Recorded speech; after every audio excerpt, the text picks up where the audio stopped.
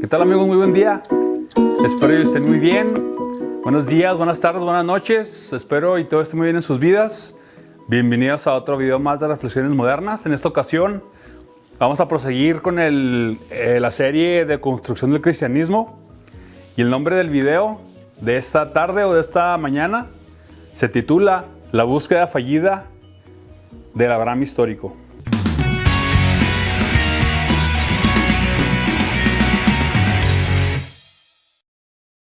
Es importante explicar por qué tantos estudiosos de los últimos 100 años han estado convencidos de que las crónicas de los patriarcas eran históricamente ciertas, al menos en sus líneas principales. El estilo de vida pastoril de los patriarcas parecía cuadrar bien, en términos generales, con el que los arqueólogos de los primeros años del siglo XX en la vida beduina contemporánea de Oriente Próximo. La idea académica de que el modo de vida beduino se había mantenido en esencia sin cambios durante milenios, prestaba cierto aire de verosimilitud a las descripciones bíblicas de una riqueza calculada en ovejas y cabras. Las referencias notorias a localidades de Mesopotamia y Siria, como Ur, lugar de nacimiento de Abraham, y Harán, a la orilla de un afluente del Éufrates, donde la mayoría de su familia siguió viviendo tras haber emigrado él a Canaán, parecían corresponderse con los hallazgos de las excavaciones arqueológicas, donde se habían encontrado algunos de los primeros centros de la antigua civilización de Oriente Próximo.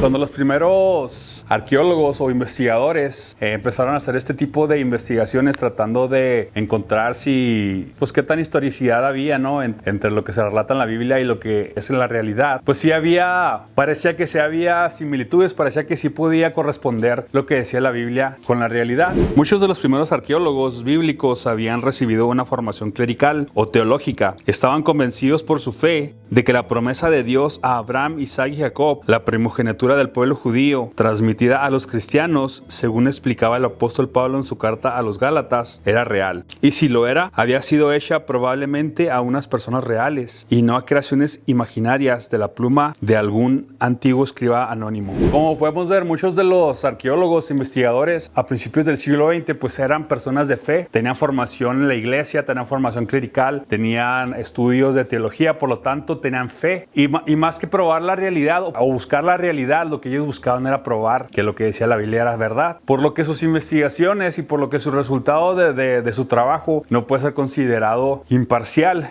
porque siempre estaba afectado por la fe. Cualquier hallazgo, cualquier descubrimiento se relacionaba inmediatamente con alguna parte de la Biblia, y de esa manera fue como se fueron registrando lo que ahora mucha gente cree, o muchos cristianos o mucha gente de fe toma como argumentos diciendo que la Biblia tiene respaldo arqueológico. El dominico francés Roland de Vaux, biblista y arqueólogo, escribía, por ejemplo: si la fe histórica de Israel no está fundada en la historia, será errónea, y por tanto también lo será nuestra fe. Y el decano norteamericano de la arqueología bíblica, William F. Albright, se hacía eco de este sentimiento, insistiendo en que, en conjunto al cuadro pintado por el Génesis, es histórico y no hay razón para dudar de la exactitud general de los detalles biográficos. De hecho, desde las primeras décadas del siglo XX, con los grandes descubrimientos realizados en Mesopotamia y la intensificación de la actividad arqueológica en Palestina, muchos historiadores y arqueólogos bíblicos tenían la convicción de que nuevos descubrimientos mostrarían con probabilidad, si es que no lo confirmaban del todo, que los patriarcas habían sido personajes históricos. Ellos estaban prácticamente seguros que el resultado de sus investigaciones iba a significar demostrar o probar que en efecto los patriarcas bíblicos y las historias que podemos mirar al principio del Antiguo Testamento en efecto eran verdad. Dentro de ellos no cabía la duda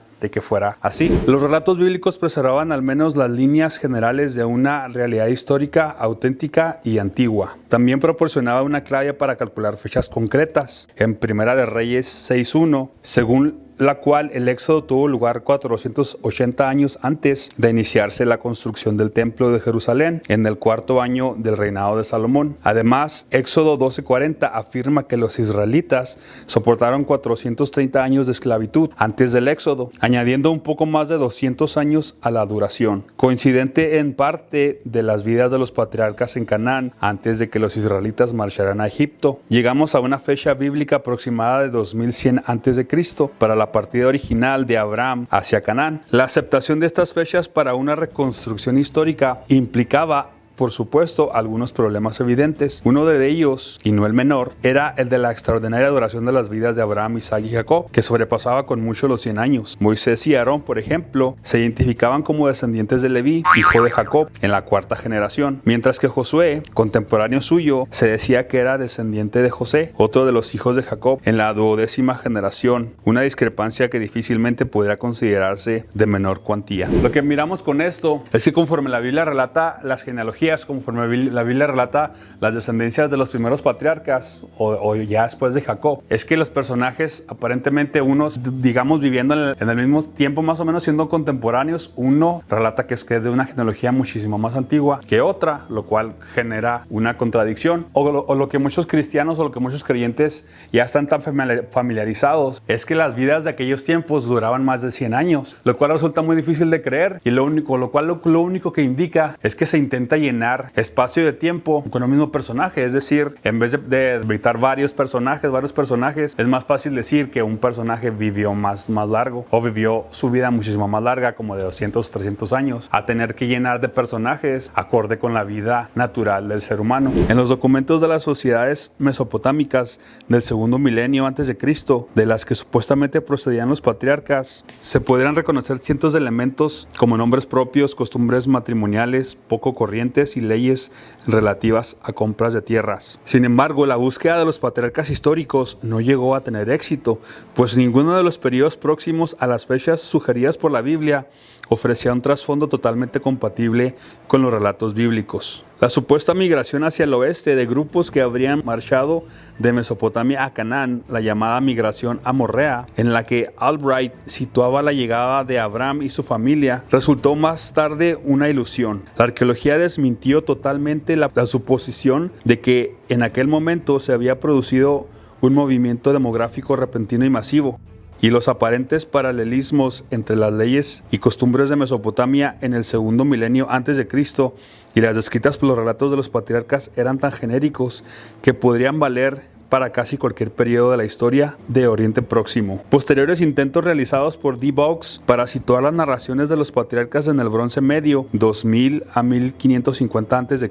por los estudiosos norteamericanos Spacer y Gordon, no consiguieron tampoco establecer un vínculo convincente. Los paralelismos destacados eran tan generales que pueden hallarse en muchas épocas.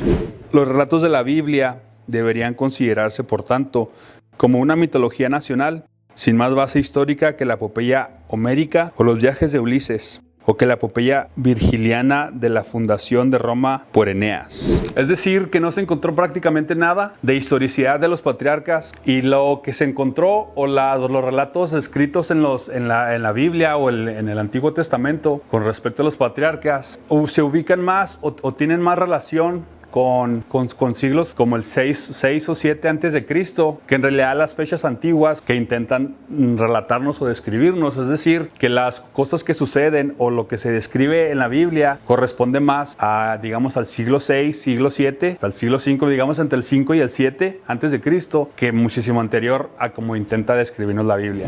Tomemos, por ejemplo, las repetidas alusiones a los camellos. En los relatos de los patriarcas abundan los camellos, normalmente rebaños de camellos, pero como en el caso de la historia de la venta de José por sus hermanos como esclavo, en Génesis 37:25, los camellos se describen a sí mismos como animales de carga utilizados en el comercio caravanero. Hoy, gracias a las investigaciones arqueológicas, sabemos que los camellos no fueron domesticados para servir como animales de carga antes del final del segundo milenio, y no se utilizaron ampliamente para este fin en el antiguo Oriente Próximo hasta bastante después del año 1000 antes de Cristo. Un detalle todavía más revelador: la caravana de camellos que en la historia de José transporta goma, bálsamo y mirra, revela una evidente familiaridad con los principales productos del lucrativo comercio árabe floreciente en los siglos 8 y 7 a.C.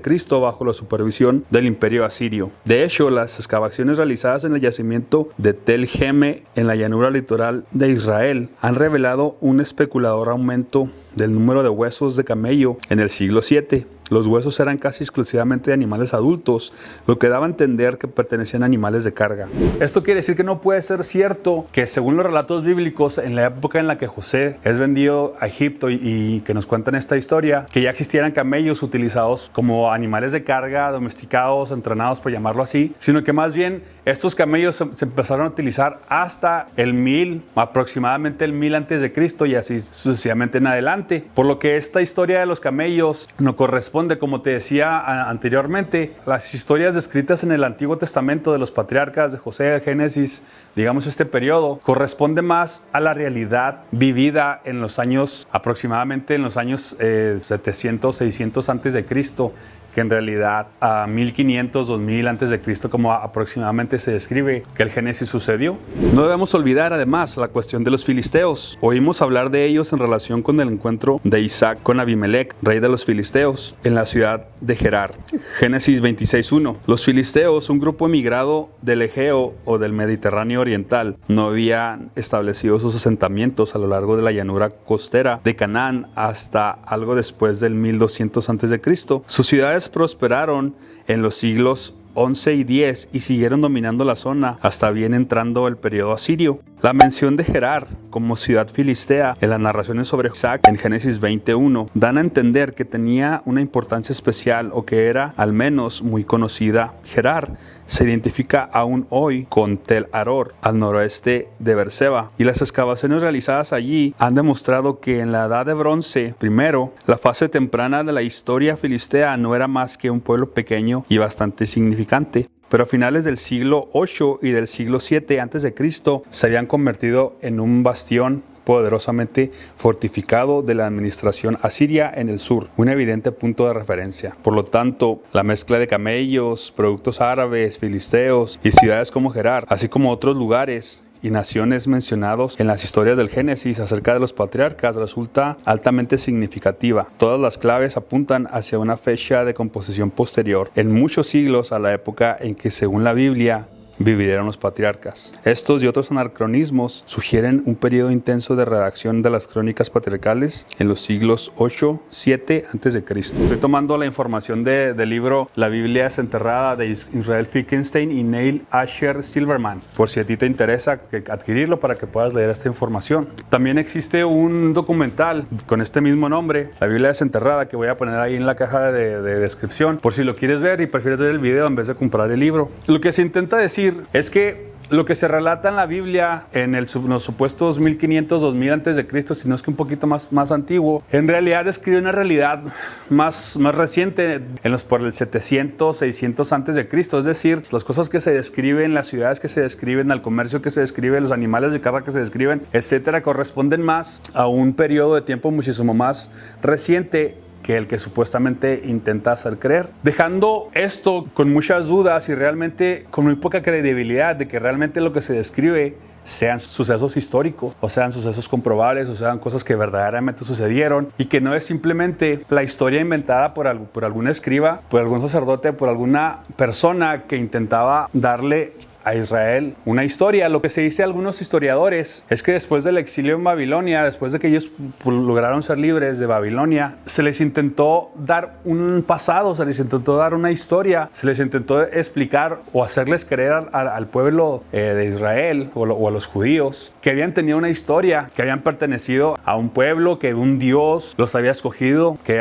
pertenecían a un linaje, que venían de grandes héroes, de grandes profetas. Cuando se describe el rey Josías, encuentra el libro de la ley y que se da cuenta de la realidad y que empieza a hacer una limpieza. Lo que muchos historiadores dicen es que ese libro no es que lo encontró, simplemente que se redactó. Algunos escribas, algunos sacerdotes de aquel tiempo intentaron darle al pueblo judío una historia, crearles un dios. De hecho, sea de paso, el dios que crearon tiene muchas características de otros dioses donde los israelitas tuvieron contacto en todo ese tiempo. Podemos mirar en aquellos dioses o en aquellas deidades de aquel tiempo como el dios que inventaron, Jehová, tiene muchas características que pueden ser tomadas de otros dioses para formar uno nuevo y de esa manera darle a Israel una identidad, un pasado que los fortalezca para poder formar un futuro. Y esta fue la manera como como lo inició el judaísmo.